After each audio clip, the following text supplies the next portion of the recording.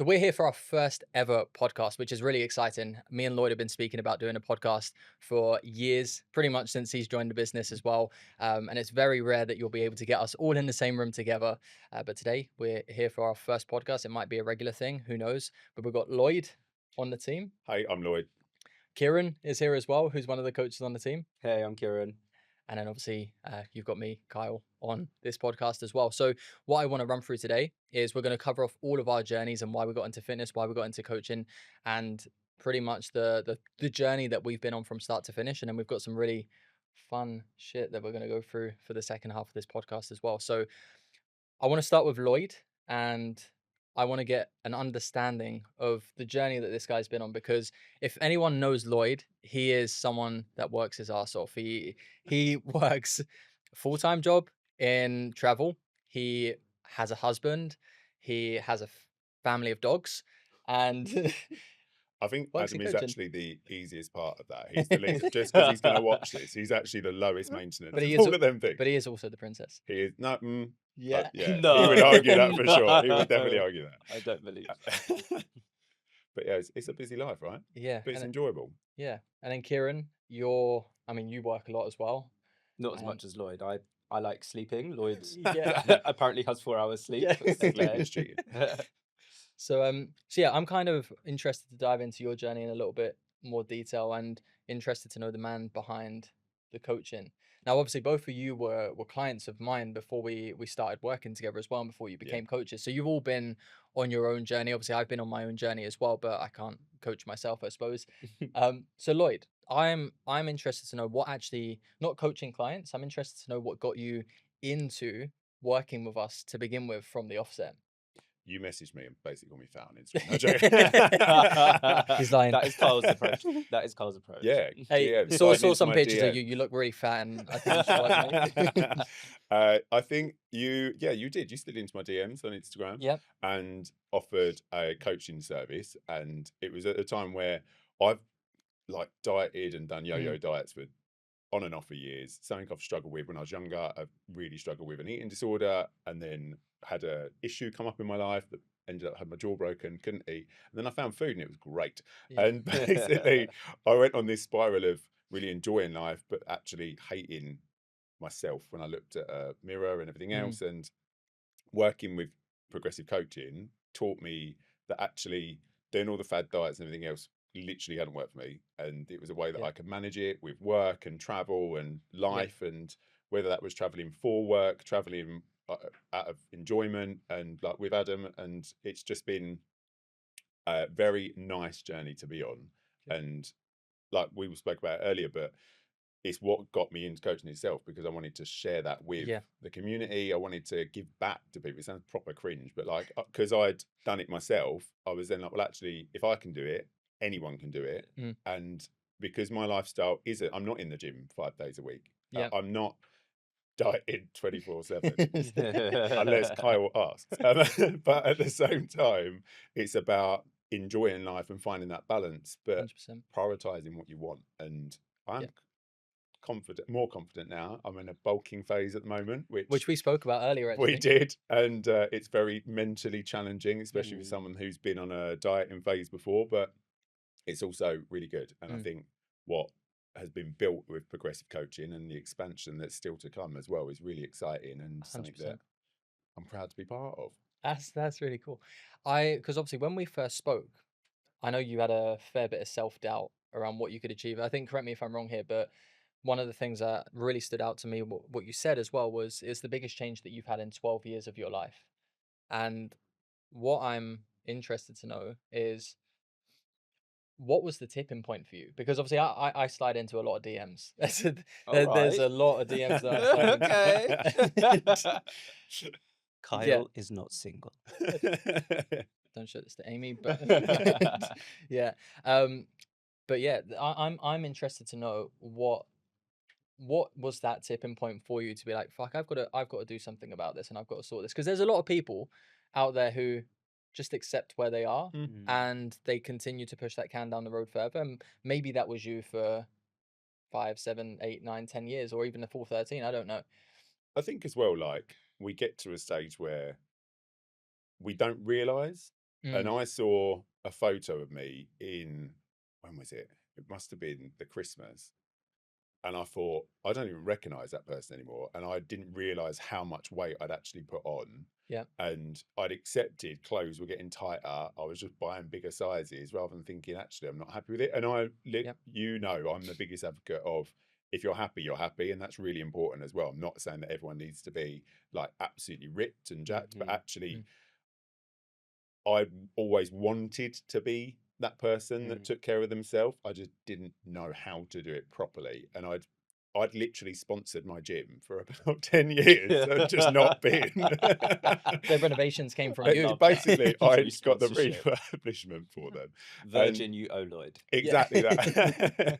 So it's nice now to walk in and be confident and not have that horrible gym fear that you get when you first sign up somewhere and literally haven't got a clue and you think that everyone's judging you. No one cares. And actually the gym community is now just as much of my life as the progressive community is, which is 100%. Really nice. So I always say, like, if because I had the same fear when I started the gym as well, where it's like you think everyone's looking at you, right? And you worry about what other people are thinking, but if they are, they're the gun. Like, they are. And they're the one that doesn't really deserve a place in the gym, because 90% of the time we're worrying about the same things that people are worrying about with us anyway. Yeah, definitely. So yeah, I think it's been a really good journey, and obviously you lost a lot of weight to begin with. You've now going through a bulking phase, which is a completely different journey, and I know you've been bulking for a year now. We spoke about your arms and how much they've grown, which is exciting. So I obviously got you to do a little bit of thinking before you came into this podcast as well around your journey. And I've got a few questions for you, because I think it's important for people to understand who you are, and kind of, I mean, we've touched on the journey a little bit as well, but each one of us have got our own separate journeys. We've all struggled with different things. We all want to achieve different things. Lloyd, you travel a lot. Kieran, you obviously go to the football a lot. So football hooligan. With your traveling, what would you say is the hardest thing about staying in shape? Because maybe you use this as a potential excuse for a long time, being like, oh, well, I'm traveling and I can't get in shape and I can't do this and I can't do that. But I'm just saying what the people want to hear. Not blaming it on the people. We're blaming it on the viewers. I'm gonna block people. There's going to be a lot of people watching this, and I know there's people that I've spoken to on calls who go, I'll start after this holiday or after this event. So what would you say is the hardest thing about staying in shape on the road, and what advice would you give to anyone that's watching this who does travel a lot? So for me, this is like a two-edged question. So for any viewers at home that don't know me, I work on the road constantly. Actually, every day I'm traveling somewhere. I'm in the car. I spend a week away a month for work, and then Adam and I are very fortunate. We holiday frequently throughout the year. And before, it used to be, I'm on holiday, it's all right, and I'd have a lovely time, and then I'd come back and jump on the scales and think, what the hell have I done? But now, I think my proudest achievement for traveling, just to share with you all, is my friend got married in Jamaica. We had a photo shoot when I got back from Jamaica a week later, and it was all inclusive, all drinks, all food, the lot. And I was like, oh God, this is going to be horrible, because that's normally my downfall. I'd go, have a nice time around the pool with my friends, eat loads of food. I actually had an outfit that was so tight that I couldn't afford to put on any weight.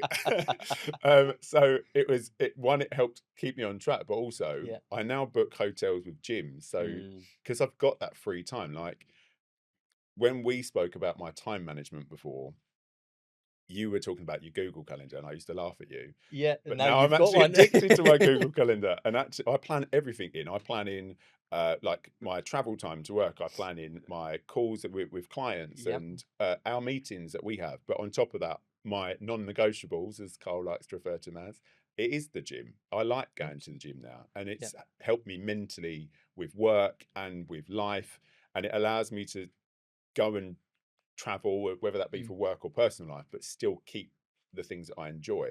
And I think when we go on holiday and we use that excuse, oh, but I'm on holiday, I haven't got time. Actually, all your normal responsibilities aren't there anymore. So your work isn't there. That's 8 hours a day you've just freed up. Like you can go to the gym.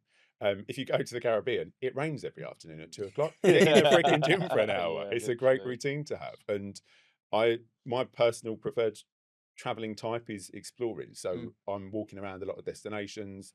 We do Disney a lot. That's easily 25,000 steps a Yeah. day. It's about making smart choices with it. But you know, I love food, so I still have a nice Exactly. dinner when I'm out there. I will still have a couple of drinks. It's just Yeah. about, what do you want more? Do you want to go away for that week and eat what you want, not go to the gym? How are you going to feel when you get back? Yeah. And have you achieved what you want to achieve? Because a holiday's going to come again, but actually, if you're in the zone and you're on that trajectory, keep to it. So Yeah. I think there's two things that come to mind when you say that. One is the expectations of results. You know, I speak about this all the time yeah, as well. It's like you have to accept, or you have to be, you have to know what you want to achieve before you go away. If you go away and you're like, right, I'm gonna be a fat cunt and I'm gonna eat what I want, awesome, right? That's I have done that several times. yeah, and it's not a bad thing, No, right? Like you exactly. do what you want, but at the same time, if you go right, I want to maintain, or I Yeah. want to come back weighing less. Weighing less, I wouldn't necessarily advise to do when you do go away. But if you do those things and then you go out there with an action plan, you can come back still in shape. And it's just like you say, it's about being smart with the decisions that you make, and you can still have a meal out while you're in Jamaica and come back and do your photo shoot. Well, if you think the first year we worked together, I lost 25 kilograms. Yes. I went away 5 times that year. Yeah. I did Italy, which I ate non-stop in, but it was all planned in. You had your bad tooth at that point as well. Oh God, do you remember? That was Yeah. horrible. Sorry, Adam. That's the worst one. I was an absolute bitch on the holiday. Yeah, so we had Italy. I went to Florida. I think we did. Where else did we go? That's really bad. But we went away a lot, and Yeah. every time was food based, and I still hit my goal. I still achieved Exactly. everything in that year. But it's because we accepted it and we planned around everything else. And it was like, well, if we're going to enjoy that week, we'll do this when we're Yeah. outside of it. And I think that's what's so nice about travel. And like with work, when I'm in the car, I think the hardest thing I struggle with now is frustration of steps and finding time to get my steps in, because I do drive a lot. But I've got my boot of my car is like a tuck shop. I've literally got loads of water in there, so I can always stay on plan with that. I've got snacks in there that are healthy. I've got protein bars, and I've got Rice Krispie squares, which everyone knows I love. Yeah. So I've always got my staple stuff to help stay on plan. So Yeah. So what would your number one bit of advice to be? What would your number one bit of advice be to anybody that's watching this who wants to achieve 25 kg loss or 15 kg, whatever the result might be, to get the results that they want, even with having holidays over the next year? sign up with Progressive Coaching. Alternatively, you just need to admit to yourself what you want and how bad you want it. I think that's one of the things all of our clients struggle with at times. Yep. Is what is the most important thing to you? And when you give up, not give up, because that's probably the wrong terminology. When you prioritize yourself and actually what you want to achieve, you realize that one night out with your mates, you're going to get absolutely shit faced and waste loads of calories on drink that's going to have a reverse effect of what you want to achieve. Is it worth it? Yeah. Yeah. And that's I think a lot of people don't ask themselves that question. No. Because I also think on that as well, it's a lot of people conform to what the standards are. 100%. Like if you speak to a lot of your friends, right, and you go out, you are the weird one for not drinking. Yeah. Right, and it's like, well, hold up a minute. Why do we have to drink? Yeah. I mean, I'm not saying people watching this you don't have to drink. Some of you do because you're really boring. Yeah, exactly. But I think it's an interesting point of like you just need to know what you want. Yeah. And then it makes the whole process on the back end a lot easier as well. What would you say has changed for you since achieving the? I know you're still on your transformation now, but what would you say has changed for you since you have been on this journey? My mindset, I think now I utilize the gym not just for physical but also mentally. It's helped me a lot with clarity. Like it's now my thinking time. Like I am a busy guy, but actually I can go into the gym. I don't have my phone on me. I can think about whether it's be work, personal life, whatever, and just switch off for a little bit. Yeah. I also think that I also have learned now, having my number one goal was to lose the weight, which we've done. Now we're shaping into different goals, which is brilliant.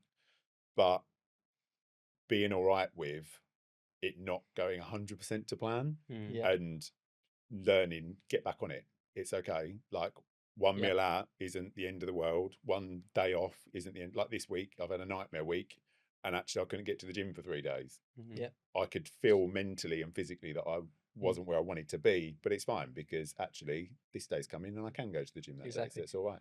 And you wouldn't have done that 2 years ago. No, I wouldn't. I would have gone to TGI's and had bottomless wings. Bottomless wings. Oh my god. There are better choices. Other brands available as well. Hashtag sponsored. If you haven't noticed, Lloyd wants sponsorship. All sponsorship deals direct to Lloyd. Yeah.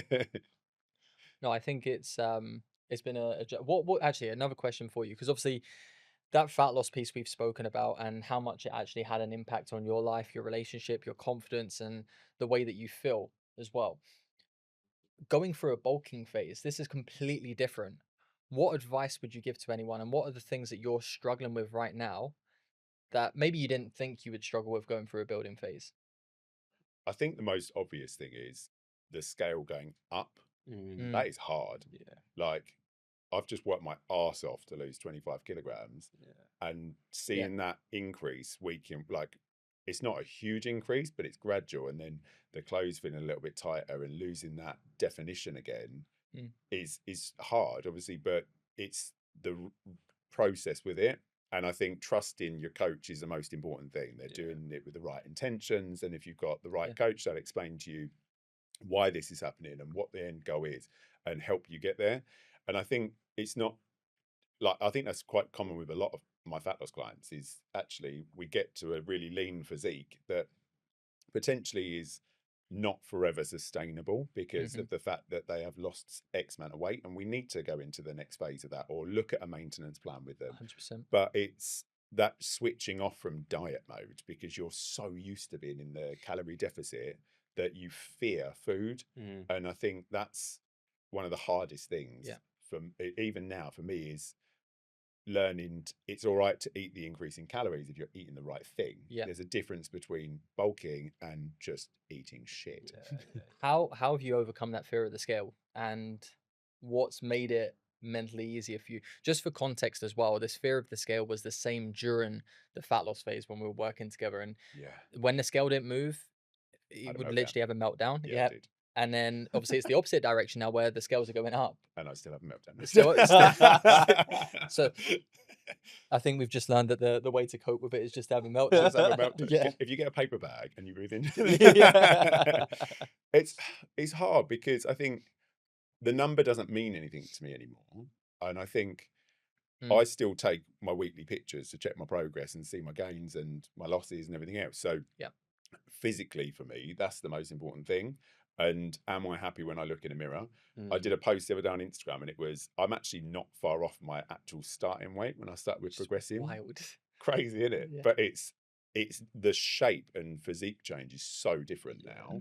And that's what I'm really proud of. And I think because I can physically see it, and the progress pictures are literally the most important thing, because some weeks the scale won't move, but the differences that you can see in a physique, just whether it be hydration levels and things like that, it is so different. And getting over the scale has been challenging, but it's something that now I don't necessarily care about anymore.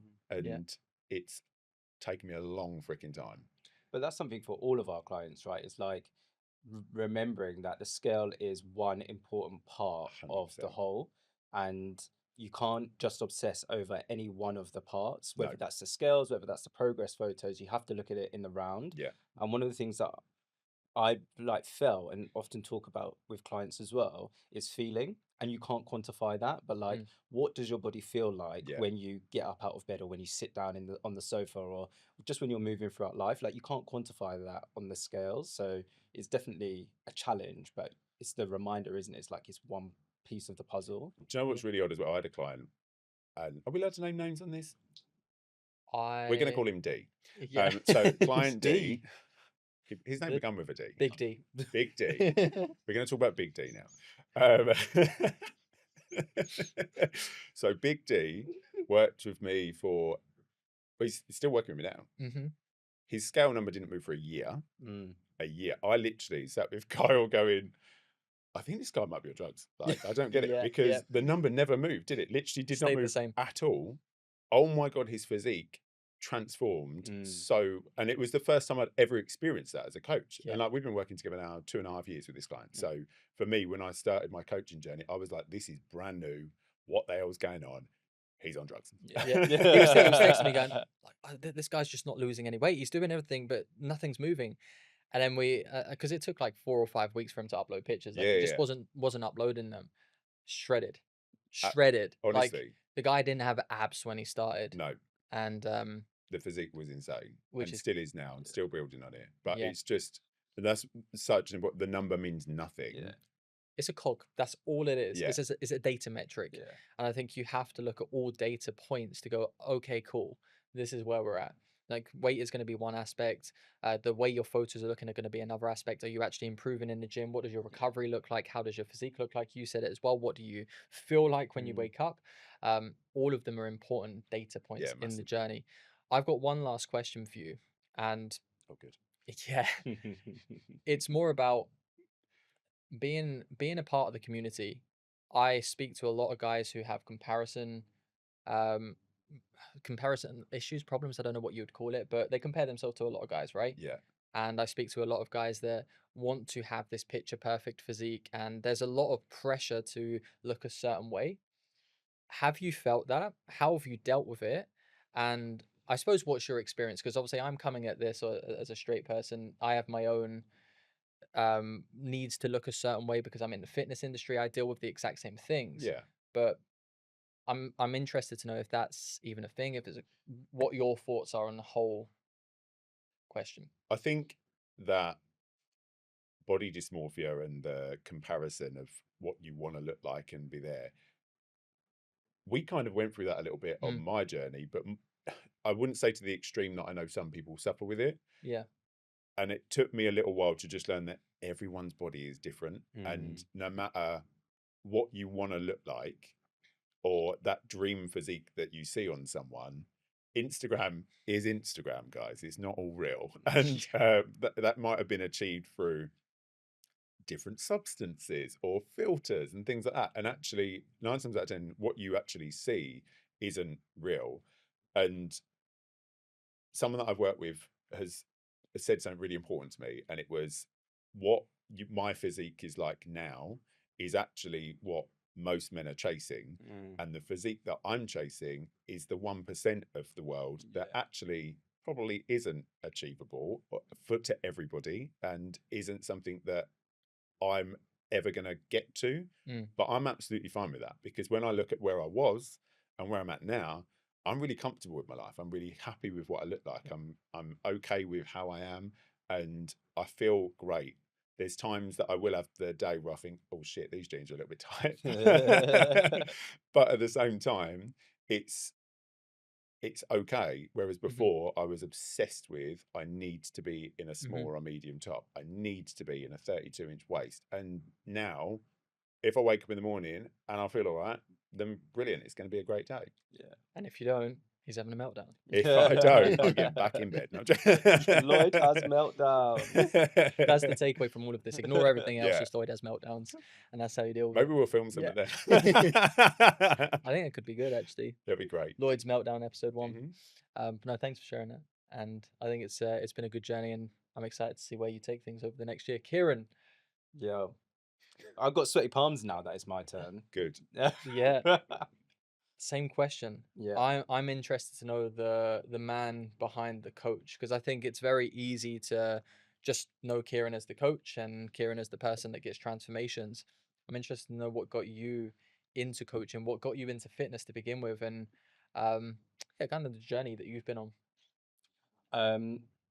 So fitness in general, I come from a very sporty family, very sporty, very competitive, and my family kind of make a joke out of this, right? But like, you could literally make a football team with my family. Like, I've got a lot of cousins, and there's enough for a football team and subs, and they're like, that's a good team. See you at Power League this So weekend. yeah, like if we coaching football, that'd be good. Yeah, if we did a Power League and didn't win it, I'd be shocked. Yeah. I'd be shocked and horrified. So like I've always been like sporty, and predominantly like growing up, I was playing Mm. football and doing athletics. There was a period as well where like there's a track in St Albans at Verolamium. Yeah. I have never lost on that track. Never. 100-meter sprint. Like meet me there and I'm winning. We're at Like Battersea next weekend, so we'll see what happens. Battersea next weekend, 100-meter sprint. I'll beat you there too. But like that was like my life, right? And I was very used to being a high performer in sport. So it's always been there. It's always been like something that I've needed and felt confident in. Um, but then fell off the wagon. Oh God, fell off the wagon, which probably coincided around going to university. Okay. And it wasn't that I didn't want to participate in sport anymore. I had like a crisis of meeting a ton of strangers, literal ton of strangers. And I had a fear of going from like my comfort zone of people that knew me and accepted me in terms of like being a gay man that was quite sporty and quite good at sport, to going into an environment where I was like, are these sports kids going to be like, I don't play football with a gay boy, you know? Yeah. And like, Yeah. I just had I don't even know where that came from because no one even did anything to me, right? No one said anything, or it was just me battling me internally. And so I dipped out of that and just completely regressed from that Yeah. environment. So yeah, that was then entered a period of not really being my best self. I just sat on the sofa watching Arsenal getting angry because I Same. just kept thinking, could have been me, you know? Could have been me at right back for Arsenal in the number 2, but alas. I could have also had free tickets if that was the case. But actually, no, we wouldn't have met. So Yeah, exactly. But yeah, it's always been it's in and around my family, like I said, always been a part of my life, other than a brief, well, not a brief, more of a prolonged hiatus. what was the tipping point? Do you know what? So yeah, uni was a little while ago. The tipping point was walking around. So what I was saying about feeling, right, is, and Lloyd said it also, I didn't even realize that I put on so much weight. But what I was aware of is that I was becoming more sedentary. I was becoming, I could hear myself breathe. I was like, no offense to the loud breathers out there, yeah, but you ain't for me. Okay, I don't want to hear you breathe. You wanted to do ASMR earlier. I know. Yeah. You can pay for me to do ASMR. I don't want to pay to hear you. But when I could then hear myself breathe, I was like, what is going on? Like that's loud. And then I could like feel it in like walking upstairs and getting tired. I was like, what is this about? Like I would run around on a football pitch like a lunatic, like wanting to do everything to win, that I would never feel tired. And you know, I'd be exhausted after, but like during, I wouldn't feel that sense of tiredness. And now I can't get up the stairs. And going on a plane and sitting in a plane and being like, oh my God, what is this? I feel like a pudding. You know, I was just didn't like how I felt. And that was then the tipping point for me, because I was like, I can't wake up every day and not like the way that I feel. And it wasn't actually about the look, because to be honest with you, when I started with progressive, I actually clocked how long it had been since I looked in the mirror, like at my body. It'd been months. Months. I've got a massive mirror in my bedroom that I would ignore, and I would just use the little small mirrors to like just see my face, put on my little serums, do you know what I mean? Go about my day in that way. But I wasn't ever taking the time to look at my body. It was all feeling. And then when I started taking my progress photos, I was like, ooh, yikes. I think you kind of accept where you are, right? And I accepted it. It's easier to avoid than to do anything about it. Yeah. During that period where you didn't like how you looked and you were avoiding the mirrors, what would you say you avoided? Like, what were the big things that you didn't do that you're now doing since you've gone through this transformation? I wasn't socializing much. And I say that in that, like, I don't drink or do drugs. I'm a poster child, kids. But you know, so I like because you're small and they won't sell them to you. Actually, dealers often give me their cards in Bethnal Green. But you know, I would like, despite that, I had no problem socializing before, but I'd like regressed from that. So the reason why I say that is not about like going out and getting on it. It's more the kind of like social isolation point that I hadn't really paid attention to. Like I wasn't as connected with Yeah. my friends and like peers. I wasn't I wasn't playing football. I wasn't really attempting to run. These things that I've historically loved, but now they are things that I'm doing. Like I'm out socializing, not all the time because I'm a bit of a grandpa, but I am socializing more because I feel more comfortable in how I feel to be in any kind of space. Yeah. Um, I am running a lot. I was going to say like a lunatic, but there are actually people that run so much more than me, and Yeah. I'm like, how do you do it? Well, Because I like running. I looked at your schedule. Me and Lloyd actually spoke about this before you came for the coffee today, and we went, he's trying to get people to come to the running event, and he's going 200-meter warm up, 400 meters, 800 meters, 800-meter relay, back down to 400, and then at the end we could do a fun event. Oh yeah, I saw that after. I was like, what? I'll be dead fun? on the floor. Yeah, I'm like, I hate running. Running to me is like the Spurs of football. So I said this a few, and he was like, "You're being dramatic." I was like, "No, I'm not. This is terrible." So yeah, I think it's good to see that you're back doing those things that you love again, and it's you kind of miss a lot of the things that you, and again, it just goes back to acceptance, Yeah. as well. What about on holidays? I know, Lloyd, obviously you travel a lot, but on holidays, I know you like bringing out the speedos, you like Yeah. getting the body out. Yeah. Were those things that you still avoided, or were you still doing them? No, so like my mission on holiday, right, is like to wear as little as possible and come back as like the same color as the rest of my family. So I don't know what happened to me genetically, but the melanin Could have was been clearly worse. running thin when my mom gave birth to me.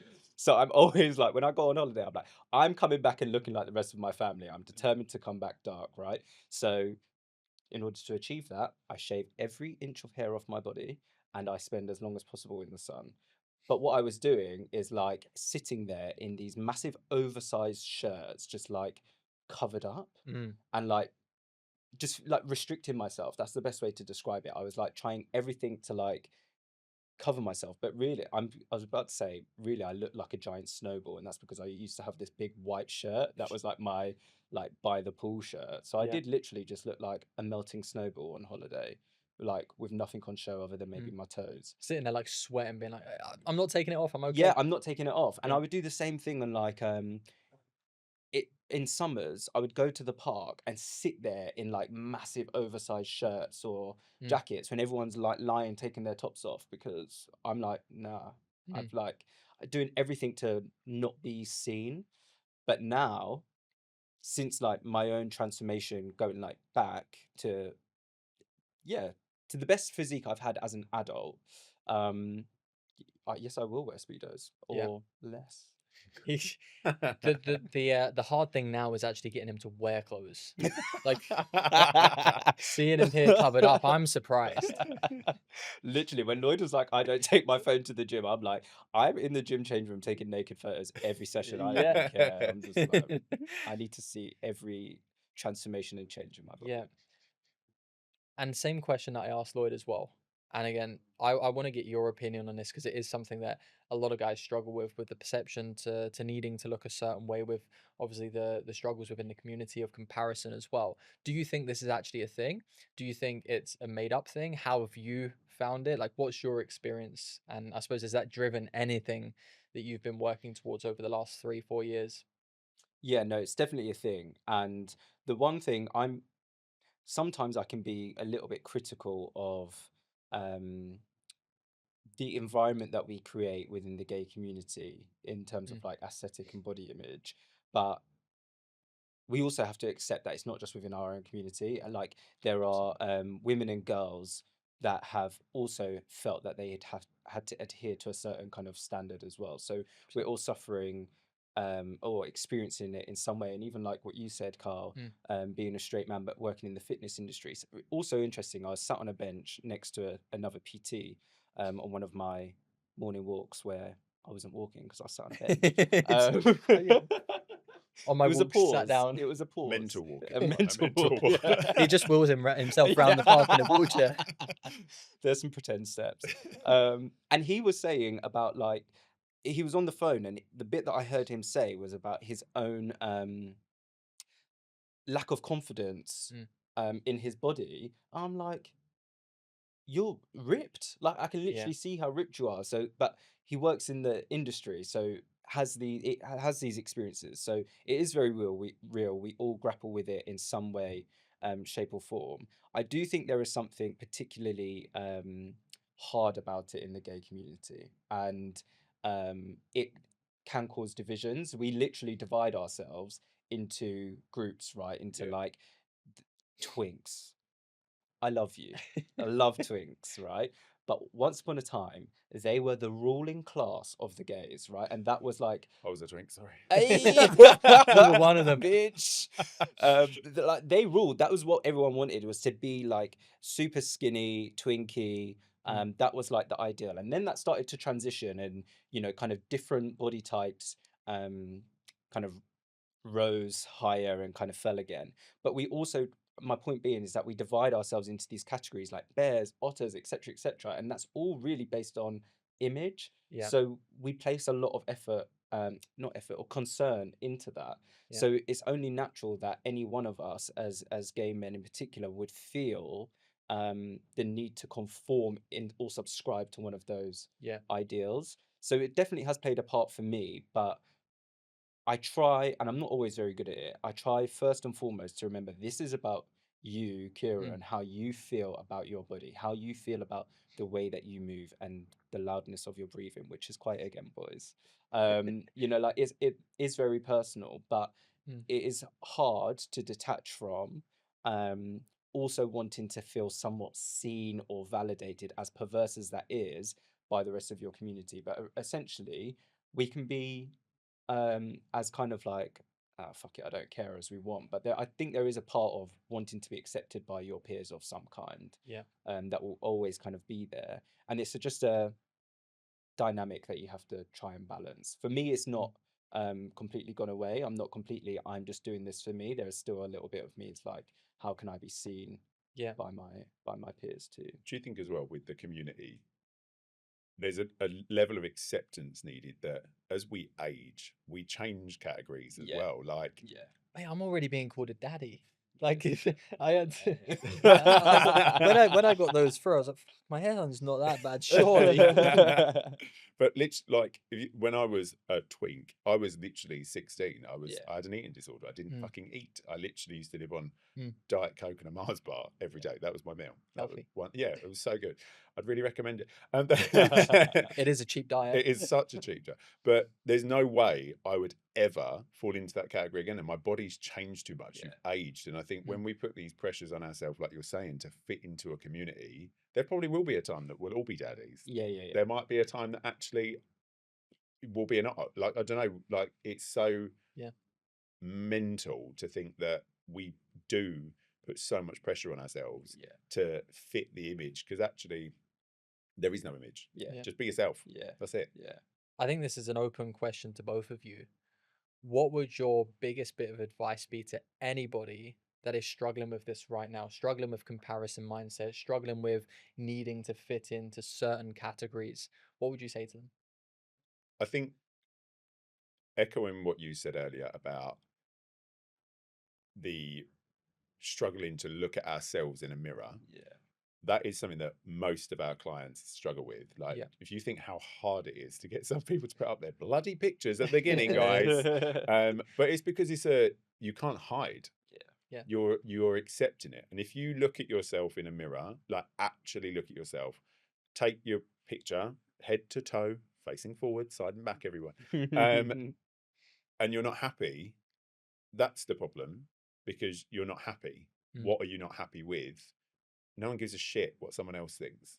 It's about what you are. And if you're comfortable with how your body is, fantastic. And that's a great achievement. And whether that is you're jacked, you're a twink, you're a bear, whatever, it's about the mental state. And that's what I think we as coaches support you through this journey of life with a fitness perspective. But overall, it is about, are you happy? What about you, Kieran? What would you say? Yeah, quite similar. I think it's like bit cliche, but really try to like block out the noise and Mm. like reduce what you're seeing. So if that means doing a Lloyd and putting your phone down at the gym, like, or even at home, come off social media, like block it all out and remember that it's you versus you. That's why I love running, right? Because it Yeah. actually puts me in the if when I run a 10K, I can't tell you how many conversations I have with myself where I beat myself up, I celebrate myself, I make jokes to myself, like all whilst just running, right? Yeah. But it's that me versus me. Yeah. And the more that we can prioritize, I'm not saying that we can always completely eradicate the noise, but the more we can prioritize is for you first, Yeah. then the better. Because, like Lloyd said, it's about how we feel our own individual happiness, and all of us need to do what we can to prioritize that first and foremost. 100%. I think the biggest thing is, like you both said already, so I'm just sort of echoing this as well, is removing the need to look a certain way. Yeah. Work out exactly what you want and then work towards that. I couldn't care if you wanted to be, if we are categorizing things, a bear, a daddy, an otter, a twink, a twang, whatever you want to be. Ultimately, the biggest thing is what will make you feel confident. And whatever makes you feel confident is the thing that we work towards. Yeah. We've got clients that we work with who want to be super slim, and that's okay. We've got clients that want to be a bit bigger and built, and that's okay. I'm working with a guy that wants to look really good in levers, and for him, it isn't about being shredded, and that's okay. I think trying to remove the noise, like you say, is the biggest thing. And I suppose, some of you might land on our page and you'll look at the transformations and you'll think like we're promoting that you need to look a certain way.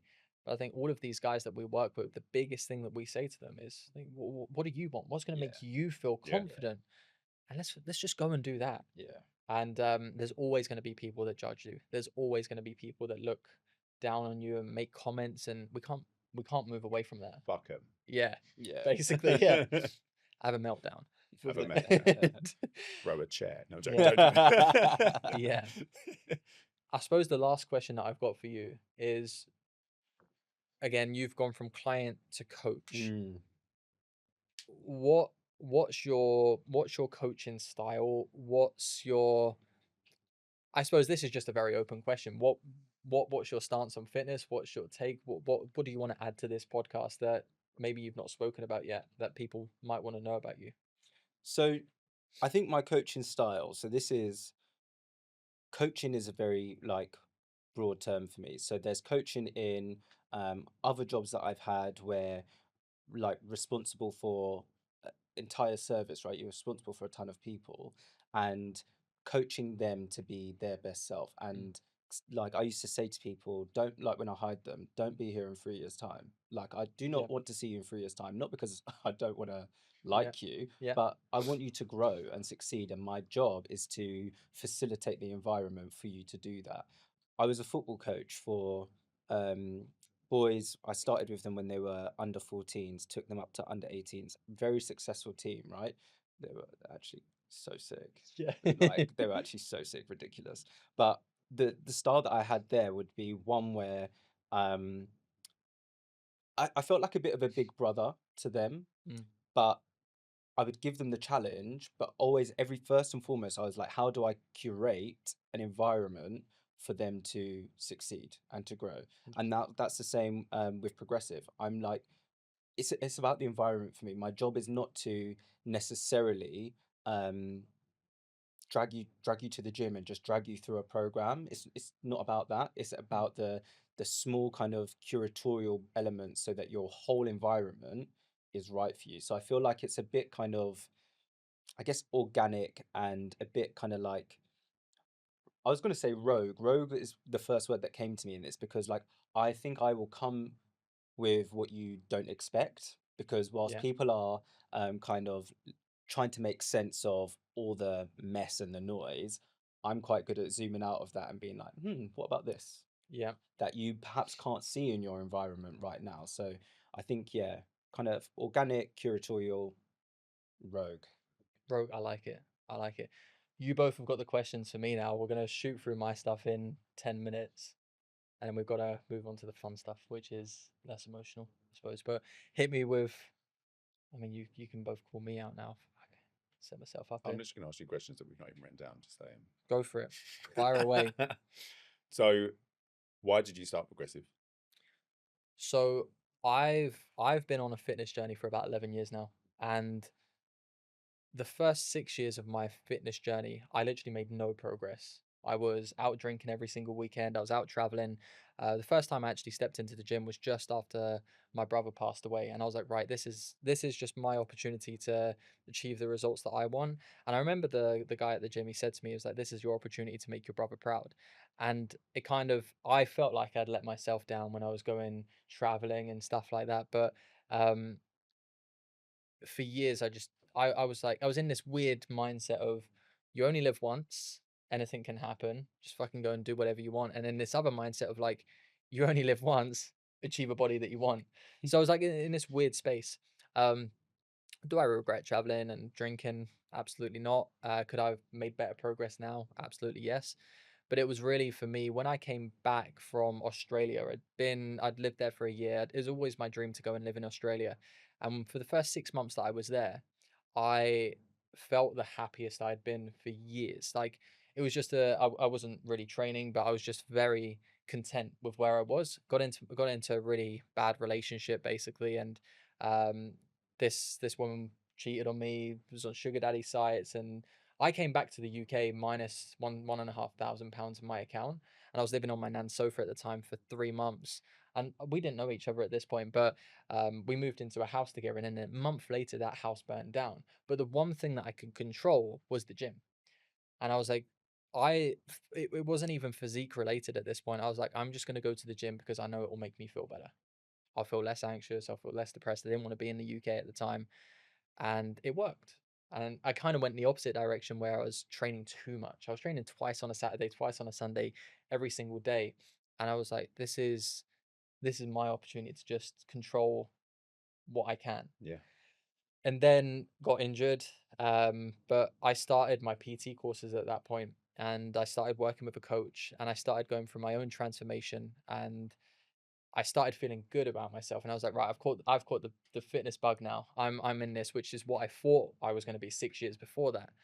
And when I went through my own transformation and I saw how much it changed me, I was working a corporate job at the time, which I really didn't enjoy. Really good money, and it was actually my fiance who I don't know when this particular reel will go out, but I might be married at that point. Her and my mum sat me down and was like, "Look, you're miserable all the time. You need to go and do this like fitness thing that you've been talking about." But I had no self-belief in myself. I was like, I can't, why would anybody work with me? That was like the big thing that I kept on asking myself. I would see coaches, and funny thing is the person that I was watching on YouTube at the time, he's now my mentor, which is like a crazy full circle moment where I'm like, this guy that I was watching for years, who actually, he was probably the reason I started my fitness page. I've never actually said this to him, so if he's watching this, or he'll know what I'm talking about. But that started like my online coaching basically, and I wanted people to feel how I felt when I'd made that change. Because for years I'd covered up on holiday, similar to you, Kieran. And you, I suppose, as well, Lloyd. There was a moment when I was in Croatia, and all of my friends, they were a lot like rugby style physiques, right? A lot bigger, a lot more in shape. I was there just skinny, fat. I'd be drinking to cover up the fact that I felt lacking confidence. Mm. And it was only when I had the drink that I was like, oh, okay, cool. I feel confident now. I'm fine. I can do this. But I didn't want to feel like that anymore. And started my fitness journey, started my fitness page. 6 months after quitting my corporate job, I thought I'd made a big mistake starting this business, because I'd gone from, at the time I was earning about 10 to 20K a month, which is money I'd like, bearing in mind 2 years before that I came back to the UK, was living on a sofa for 3 months. My house then burned down, and now I'm in a recruitment job, working my way up the ladder, conforming to society standards of like, I'm in a good job, I'm working my way up the ladder, but I was just miserable all the time. Um, I'm kind of dying all over the place here, but 6 months after starting the business, I then got a couple of signups. I was like, okay, cool, we're moving. And then about 12 months after that, I started working with you, Lloyd. And then things were starting to move. And I was seeing the change that was making in people's lives. And I was like, this is a really good feeling to have, to be able to give back to people, um, in a way which sometimes isn't measurable, because you can measure success through scales and the way that you look. But it's that confidence that we give people. And I think it's, yeah, that's I suppose the reason I started progressive coaching is to help people feel confident again. And why is it called progressive coaching? This is actually an interesting story because progressive, right? I got someone goes to me the other day. They was like, "That's a great name, considering the fact that you work a lot with the community." I was like, I didn't even think of that. The actual story of this is I walked out of my house and I saw a Ford Ranger, which is a car that I always wanted to have. I don't want it anymore, but it was they were Gone called, up in the world. yeah, they were called Progressive Construction, and it was gold and black, and I was like, that's really cool.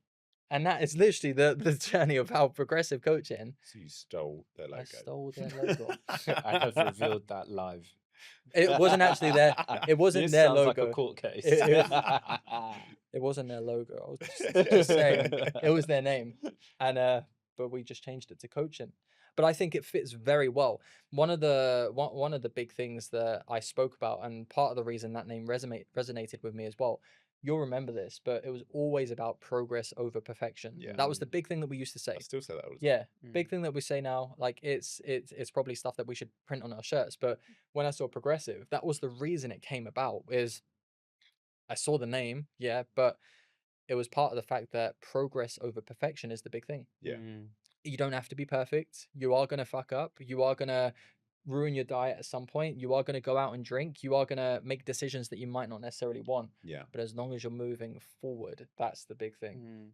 So interesting that, because actually we've not said that phrase until now, but that's like the thread that's run through our 100%. conversation, isn't it? It's like, how do we like make progress and not chase perfection? It's which is the most thing for us. Which is the most difficult thing. It's part of the reason that, you know, when people fail, they will go through a spiral. Right? Like, how many times in the past have you ruined your diet and then gone, fuck it, I'll start again on Monday? Or you go on holiday and you're like, fuck it, I'll start again in the new year. It's because you have this mindset to need to be perfect. Yeah. But if you just accept that you are going to fail at some points and that's okay, and you just get yourself back on the bandwagon, it's the biggest thing. And progress over perfection. Do the hard shit. How do you stay motivated for yourself, like when so much of your time is motivating others? Like, what does that balance look like for you? What are the kind of routines and rituals that support? You don't. That's the biggest thing. You don't stay motivated. 90% of the things that I do not want to do, but I have to do. And I think maybe we've spoken about this when you was working with me as well, but it's something I say to clients all the time. Think about your jobs, right? Like, do you want to do admin? No. Do you want to please your manager? No. Do you do it every day? Yeah. Why? Because you know it's going to lead to an outcome that you want. And I think the most important thing is you have to remove motivation from things and go, okay, cool. What are the steps that I have to take to get the result that I want? And that is all the motivation that you need. I don't want to go back to where I was in 2020. And the only way that I go back to where I was in 2020 is by doing nothing. Yeah. So I think you have to remove that motivation or that need for motivation and just go, this is part of who I am and what I do. And it's going to come, it's going to go. There's going to be times that I'm going to be motivated. But I suppose the biggest thing is creating structure. You have to create structure. You can't complain about what you haven't done, right? Exactly. And that's the thing. So if you want something, go get it. Exactly. And there's a saying that people talk a lot about in business, right? A heroin addict never complains about not being able to get heroin. They make it happen. Literally. They make it happen, right? Money isn't an issue. Trying to find it isn't an issue. They are getting their heroin, right? So, I mean, this is a side topic. Please don't do heroin, everyone. Please do not do heroin or any other recreational drugs. There are other ways to have fun. But the point is, you will make time for what's important to you. Yeah. And you cannot sit there and complain about not having a result or not having confidence and not being in a position that you like. If you aren't willing to take the steps to actually improve it, motivation or not, motivation comes and goes. Just do this hard shit. And hardest shit is doing, like, accepting that it isn't going to be fun. Yeah. You also mentioned having a mentor. How important do you think it is for coaches to, you know, have a mentor, have a coach perhaps themselves? Like, talk to us about that. So important. I'm one of the tightest people that you'll know. But when it comes, not after the hardest shit. After that we're loose. But yeah, mentors are the biggest thing. When I quit my corporate job, I was paying £500 a month to work with someone to help me build my online coaching business. I knew nothing about what I was doing, and without them, I wouldn't have been able to. Maybe I would have, I don't know, but they helped me. They fast tracked my progress. Right. I then worked with another mentor. I actually paid £27,000 at the beginning of last year to work with someone who'd taken his business to the next level, had helped thousands of people. It actually didn't work out the way I necessarily wanted it to. I achieved a lot, and I learned a lot. But I think going back to your question is mentors will help you far more than you actually think. And I've got a coach in fitness. I've got another mentor who's helping me with my business. I got people around me that I speak to all the time. I surround myself with people that I know are gonna push me forward. And sometimes it comes at a detriment of feeling like you're not doing good enough. But at the same time, without those people, I would be so much further behind. My physique would probably be worse. My business would probably be worse. You guys probably wouldn't be sitting here because I wouldn't have a coaching business that is successful. We wouldn't be able to help as many people as we have. So I think, a lot of people avoid spending money on them. But I think if you've got a coach, you're just fast tracking your progress. Think about how long it takes you to achieve something. How much quicker would you get there with the right people in your corner? And that's what I think about a lot. Support network's huge, isn't it? Yeah. That's the thing. Yeah. It's massive. What made you pick us? Well, that's a good question. I know why I was picked. It's literally just because I want free tickets to the Arsenal. And him in speedos on holiday. Yeah. I want to create as much of a diverse network of coaches that I can. And I think I've been on my own journey. I have my own experience. Kieran, you've been on your own.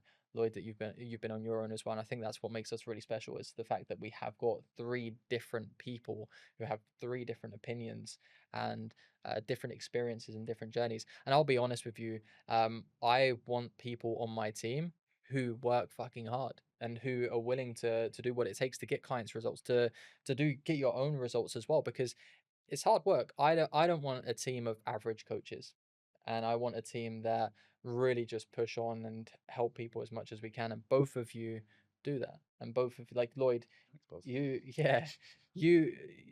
your diary is crazy, but you never make an excuse of not being able to get things done. Kieran, like you just get shit done as well. And that's the biggest thing, is like clients, coaches, it's just doing what needs to get done. And I think it's like creating a high performance workspace. And we've spoken a lot about your own transformations and your own journeys.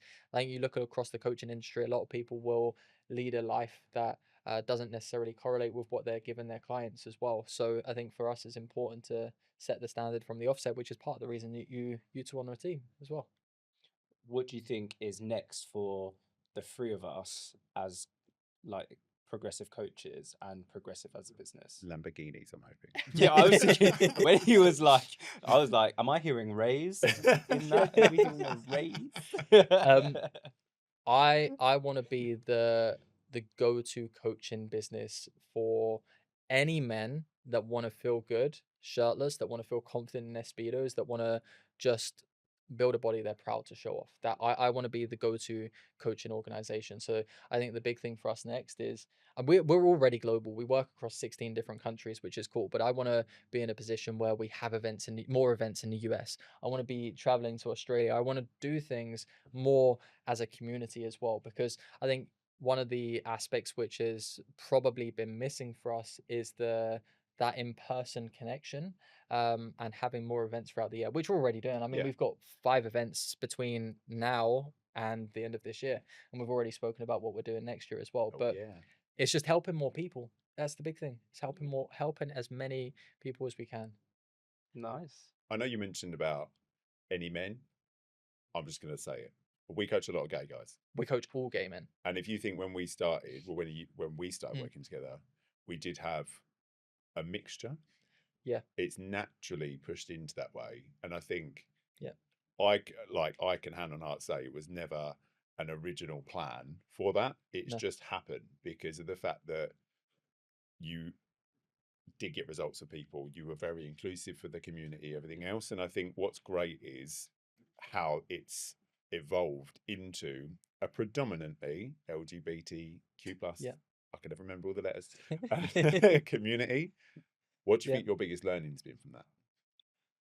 That's a really good question. I mean, we sat down last year, and I spoke to you, and I was like, I don't know what to do here. I'm a straight person. All of our clients are gay men. I was like, at the moment, my content's very vanilla. I'm not really targeting anybody. I'm not speaking to anybody. And I was afraid at the time. I was like, I don't know. Um, I don't want people to think negatively of what we do. But also at the same time, I want people to know that when they come on our page, they're welcome to work with us as well. So I went through this like really weird time of almost like hiding myself. And I had a really funny conversation with my mentor at the time. It's like, you do realize how the tables have turned, and you're going to be coming out now, right? Because when we did sort of transition our content, I would get people be like, "Are you gay?" And I would be open and I'll say, "No, I'm not." But on my stories, on my feed, people wouldn't know that Amy was my fiance. People wouldn't know this because I was afraid to talk about it because of where I was going, and also at the same time before that, I was afraid to even speak about working with the community as well. So I think there's been a massive learning curve for me in understanding um, just understanding the community a little bit more. And it goes down to events and the way that people feel and the way that why people are working towards these results as well. And I think it's been really interesting for me to learn that aspect, because regardless, fitness is the same for any man, right?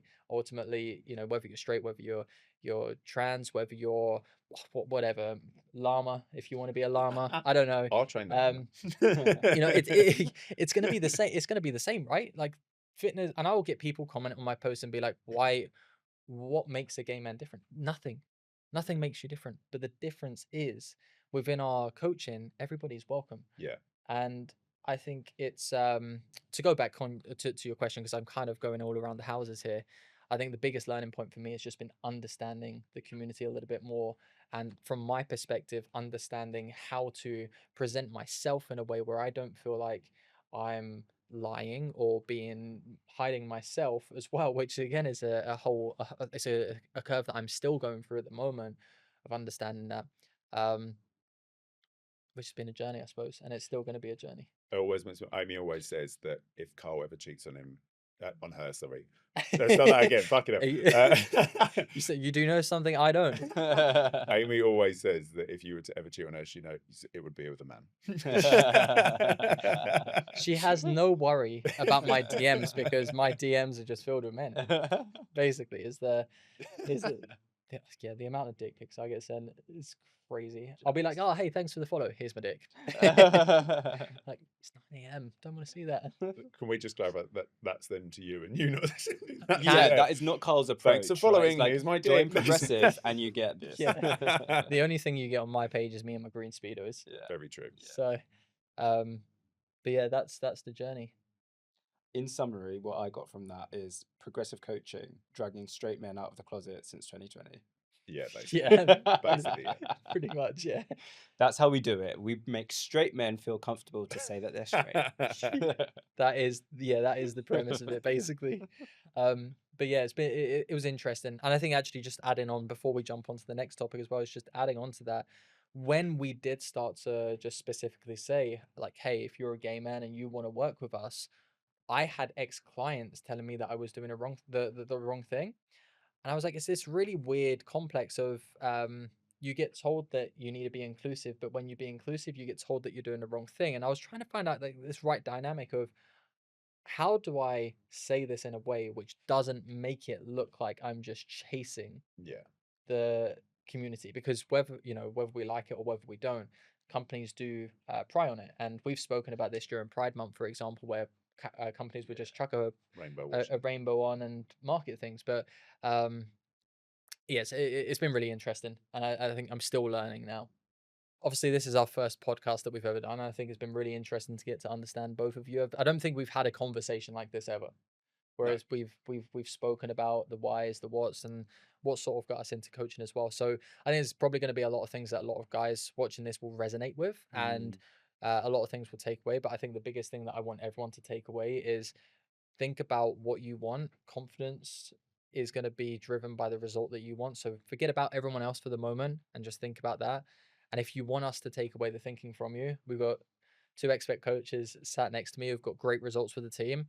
Obviously, I've been doing this for years as well. And if you want to understand what it would look like to work with us, I pretty much jump onto a call with everybody, because for us, it's important that we know we can actually help you. So DM me the word start. I've also got a link in my bio on Instagram if you want to just jump straight to there and book in a call with me. We'll jump on, we'll see if we can help you, because we don't help everyone. And if it works, awesome. If it doesn't, you've just had a free 30-minute call to work out what it is that you actually need. So it's been good speaking to you both. You too. Thanks, team.